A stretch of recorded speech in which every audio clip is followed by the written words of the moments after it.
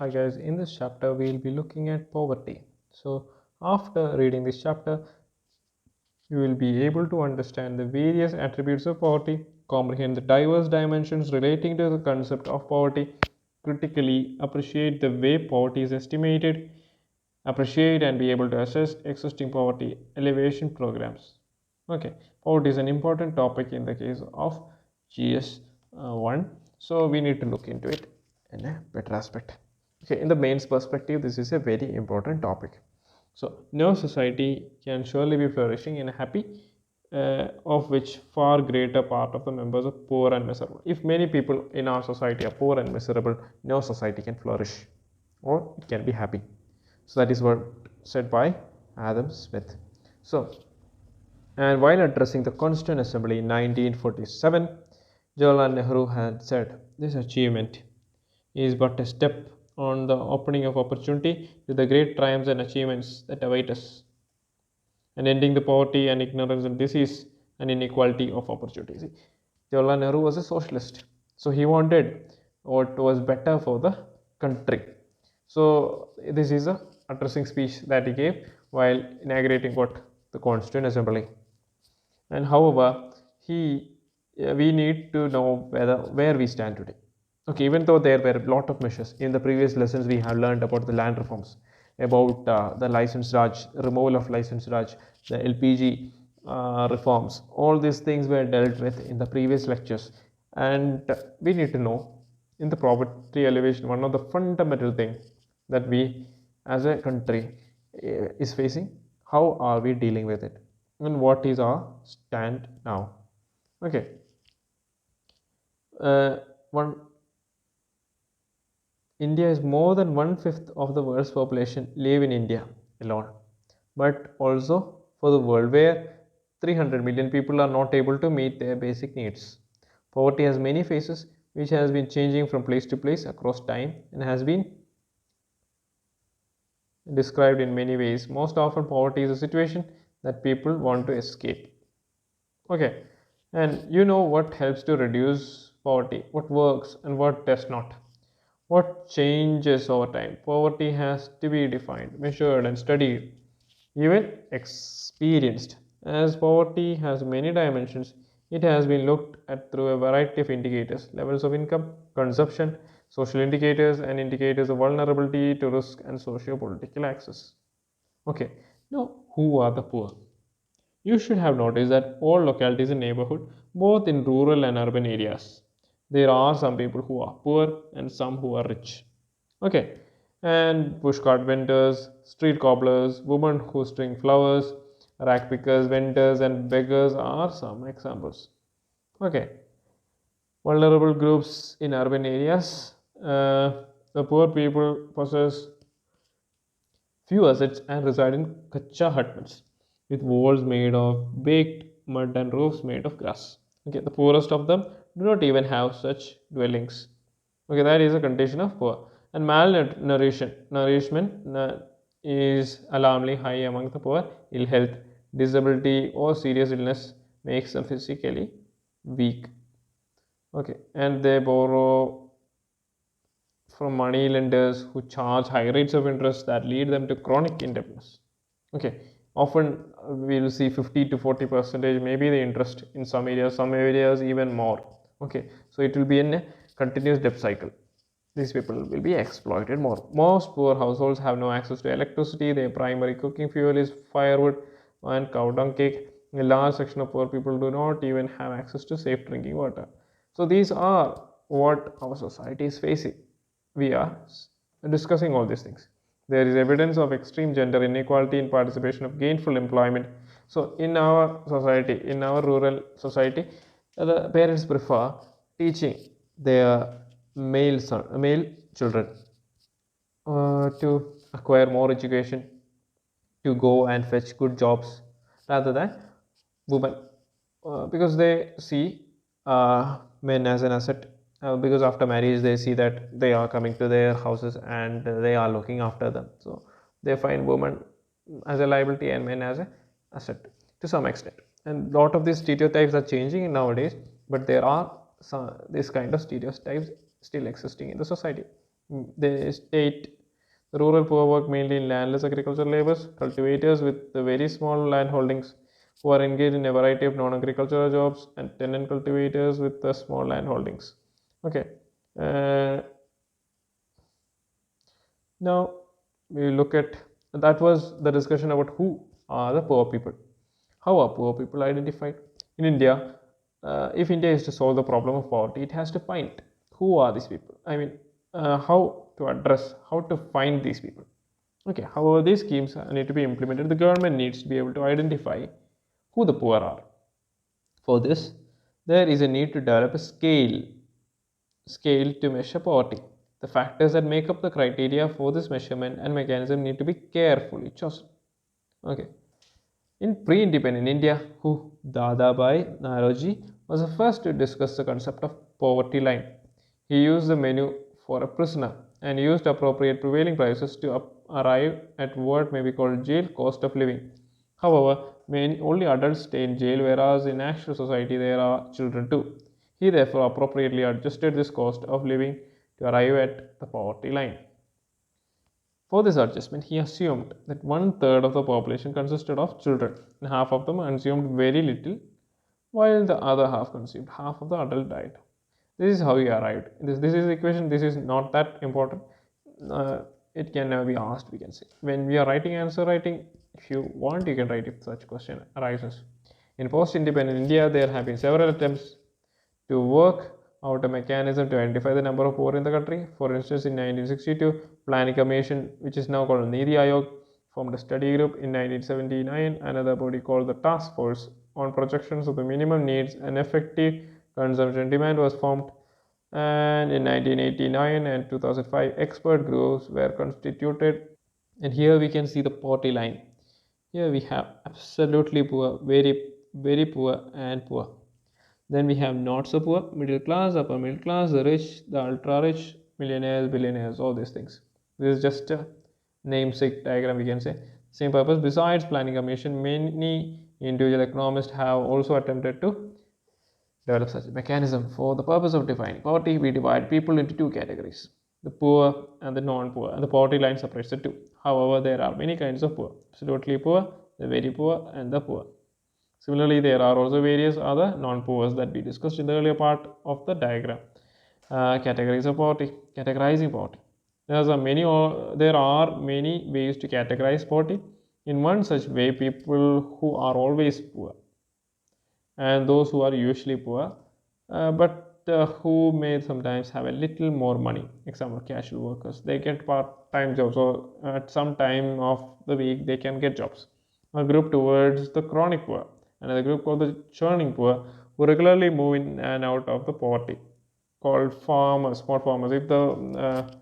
If the harvest is bad, they'll become poor. If the harvest is good, okay, they'll have a stable income to some time.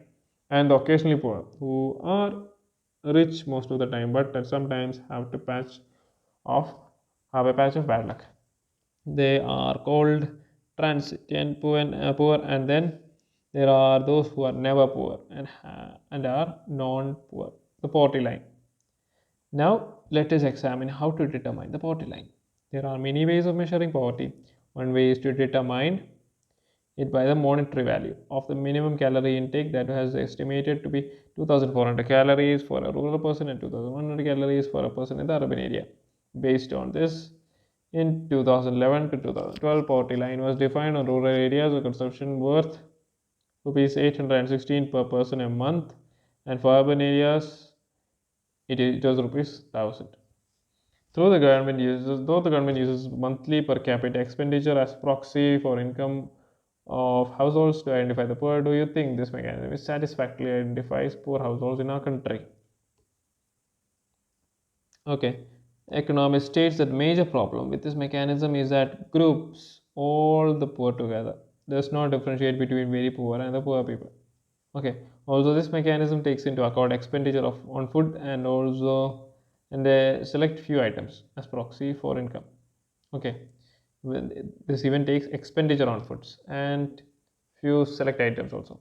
This mechanism is helpful in identifying poor as a group to be taken care by the government, but it would be difficult to identify who among the poor need help the most. There are many factors other than income and assets which are associated with poverty. For instance, the accessibility to basic education, healthcare, drinking water, and sanitation. They need to be considered to develop poverty line.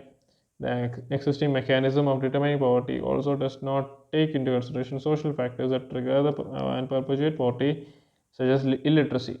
See, the concept of poverty can be different in different aspects. It can be lack of education, it can be lack of access to proper drinking water, it can be lack of access to health facilities. All these are also poverties. Okay, all these aspects need to be put in assessing or calculating the poverty line value.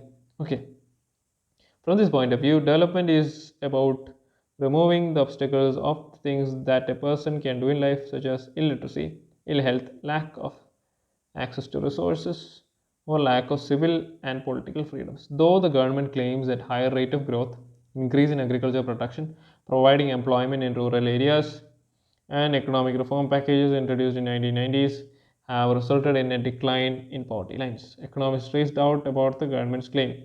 They point out that the way the data are collected, items that are included in the consumption basket, methodology followed to estimate the poverty line, the number of poor are manipulated to arrive at the reduced figures of the number. It is collecting a collective. The present measurement is collecting a collective data. It is not categorizing the correct poorer sections of the society. Okay, when the number of poor is estimated as a proportion of people below the poverty line, it is called head count ratio. Okay, you might be interested in knowing total number of poor persons residing in India. Where do they reside, and has their number of proportion declined over the years or increased? So when all these comparative studies or comparative analysis is done, we will be seeing different levels of poverty of people and their distribution and between states and over time. Official data on poverty is now made available to public by who? Niti Aayog. Is estimated on the basis of consumption. So currently, we are estimating it on basis of the consumption expenditure data collected by National Sample Survey Organization, now also known as National Statistical Office. Okay, and here is a chart. This is a chart showing the trends of poverty. In the number of poor in million, we can see in rural areas it was declining, then it increased on 2004, 2005, and it started to decline. In the case of rural households, we can see it is kind of remaining the same only. It has not much increased or decreased. In the case of head count ratio, what was head count ratio? When the number of poor is estimated as a proportion of people below poverty line, it is known as head count ratio. So when we look at head count ratio in percentage, we can see in urban areas it is decreasing, and in the rural areas it is also ultimately decreasing. Number of poor, however, there is also ultimately there is decrease in the rural areas, but in urban areas it is stagnant, we can say. Okay, and we can read through all these lines. It will give you a better picture. And what causes poverty? The causes of poverty lie in the institutional and social factors that mark the life of poor. The poor are deprived of quality education and unable to acquire skills which fetch better incomes. Also, access to healthcare is denied to the poor. So, whenever we want to make a person better, life better, we need to provide opportunities. So, where are these opportunities coming? Proper education, proper healthcare, proper access to job opportunities. All these things need to be provided to them rather than providing them with some money. Okay, and these can be caused a result of social, economic, and political inequality, social exclusion, unemployment, indebtedness, and unequal distribution of wealth. Okay. Aggregate poverty is just the sum of individual poverty. Poverty is also explained in general economic wide problems such as low capital formation, lack of infrastructure, lack of demand, pressure of population, lack of social welfare nets. Okay, and all these things we have seen. Over 70% of Indians are engaged in agriculture. through the British Raj period. Throughout the British Raj period, the impact on that sector was more important on living standards than anything else. And the British policies were somewhat destroying their livelihood, and British Raj actually impoverished millions of Indians. They stole our money, they took our livelihood, they took our money. That is what all these things are explained in this page. And here we will talk about how the marginalized communities, scheduled caste and scheduled tribes, are not able to participate in emerging employment opportunities in different sectors of urban and rural economy. Large section of urban poor in India are largely the overflow of the rural poor who migrate to urban areas in search of employment and a livelihood. Industrialization has not been able to absorb all these people. So one of the fault of our industrialization was that even though many rural areas they depend on agriculture, so in order to reduce the stake in agriculture, this agricultural labors they could not be replaced, they could not be used in our industrial production, industrial growth. So that was a fault. And policies and programs towards poverty alleviation. Okay, Indian Constitution and 5-year plans state social justice as a primary objective of the developmental strategies of the government. To quote the first 5-year plan, the urge to bring economic and social change under present conditions comes from factor poverty and inequalities in income, wealth, and opportunity. Second 5-year plan, when I say point out the benefits of economic development must acquire more and more of the relatively less privileged classes of society. All these poor people need to be included into the society. Okay. Government's approach to poverty reduction was of 3 dimensions. First, one is growth oriented approach. It is based on the expectation that the effects of economic growth, rapid increase in domestic growth product and per capita income would spread to all sections of society and will trickle down the poor sections also. This was the major focus of planning in 1950s and 1960s. Okay, what was it? It is based on the expectation that the effects of economic growth, rapid increase in domestic product, gross domestic GDP, and per capita income would spread to all sections of society. All this, they thought that economic growth will affect all these people and their life will be better, but that never happened. Okay, then it was felt that the rapid industrialization, development, and transformation of agriculture through green revolution in select regions would benefit the underdeveloped regions and more backward sections of the community. Okay, the overall growth of agriculture and industry have not been impressive. Population growth has resulted in very low growth in per capita incomes. The gap between the poor and the rich actually widened. Green revolution exacerbated the disparities regionally and between large and small farmers. Okay, economists state that benefits of economic growth have not trickled down to the poor. While looking at for opportunity alternatives to specifically address the poor, policymakers started to think that incomes and employment of the poor could be raised through creation of additional assets and by means of work generation. This could be achieved through specific poverty alleviation programs. The second approach. First approach was economic growth.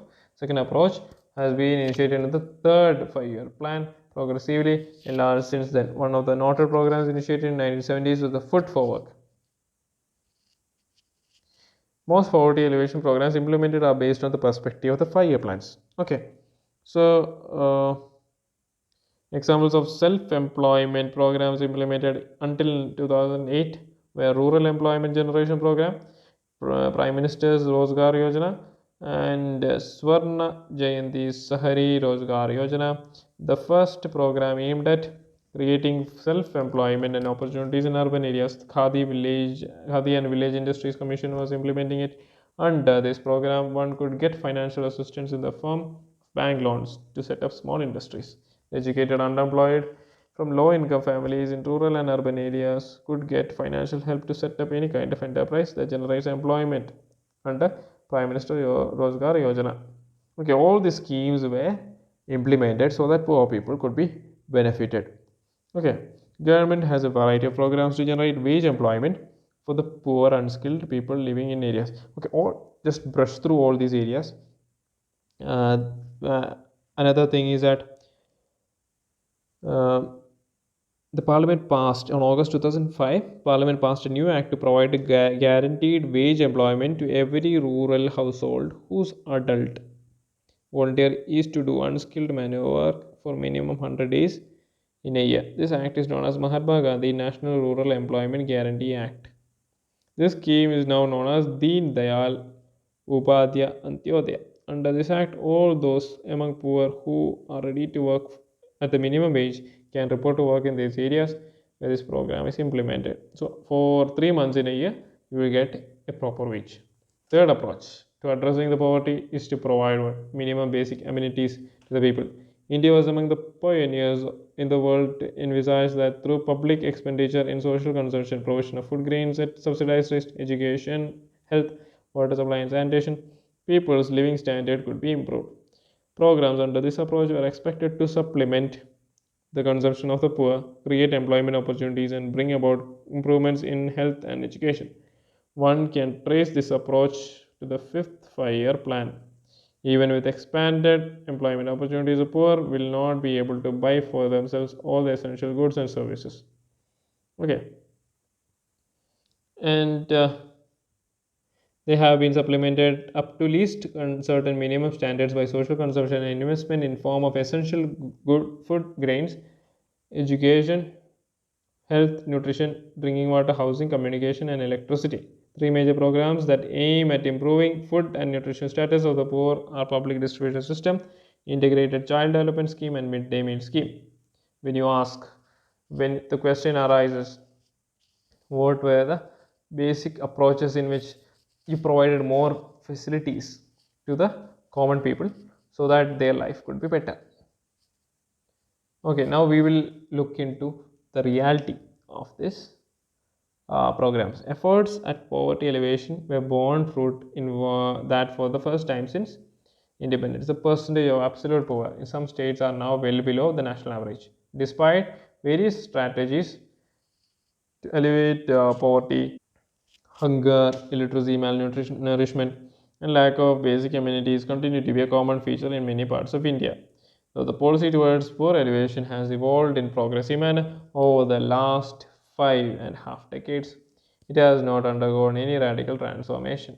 You can find change in nomenclature, integration, and mutations of program. However, none resulted in any radical change in the ownership of assets, process of production, and the improvement of basic amenities to the needy. Scholars, while assessing these programs, now the problem comes. State three major areas of concern which prevent their successful implementation. Okay, due to unequal distribution of land, the other assets, the benefits from the direct poverty alleviation programs have been appropriated to the non-poor. Non-poor were benefited from these policies. Compared to the magnitude of poverty, the amount of resources allocated to these programs is not sufficient. Huge number of poor people are there in our country, and these resources were not sufficient to bring them to the uh, society, back to the common society. Moreover, these programs depend mainly on government and bank officials for their implementation. Since such officials are ill motivated, inadequately trained, corruption prone, and vulnerable to pressure from a variety of local elites, the resources are inefficiently used and wasted. There is also non participation of local level institutions in program implementation. So, in most cases, the bank managers or the ministers they gave these resources to the people they knew. The corruption was there, and the policies were not properly implemented. The poverty can effectively be eradicated only when poor start contributing to growth by their active involvement in the growth process. This is possible through a process of social mobilization, encouraging poor people to participate and get them empowered. This would also help create employment opportunities which may lead to increase in the levels of income, skill development, health and literacy. Moreover, it is necessary to identify poverty-stricken areas and provide infrastructure such as schools, roads, power, telecom services, etc. So we will have a recap of what we learned. We have reducing poverty has been one of the major objectives of India's development strategies. The per capita consumption expenditure, which meets the average per capita daily requirement of 2,400 calories in rural areas and 2,100 calories in urban areas, along with minimum and non-food expenditure, is called poverty line or absolute poverty. Below that, okay, when the number of poor in their proportion is compared, we will have an idea of different levels of poverty of people and their distribution between states and over time. The number of poor in India and their proportion to total population has declined substantially. For the first time in 1990s, the absolute number of poor has declined. Majority of poor are residing in rural areas and engage themselves in casual and unskilled jobs. Income and expenditure oriented approaches do not take into account many other attributes of the poor people. Over the years, government has been following three approaches to reduce poverty: growth oriented development, specific poverty alleviation programs, meeting the minimum needs of the poor. Government initiatives are yet to transform the ownership of assets, processes of production, and meet these amenities of the poor. So we have discussed all these aspects. So with this, I conclude today's lecture. So I hope the chapter on poverty was clear to you guys. Revision. These are actually revision lectures from my side. So I am also an aspirant. So with that, I conclude today's chapter. Until next time, God bless you all. Jai Hind.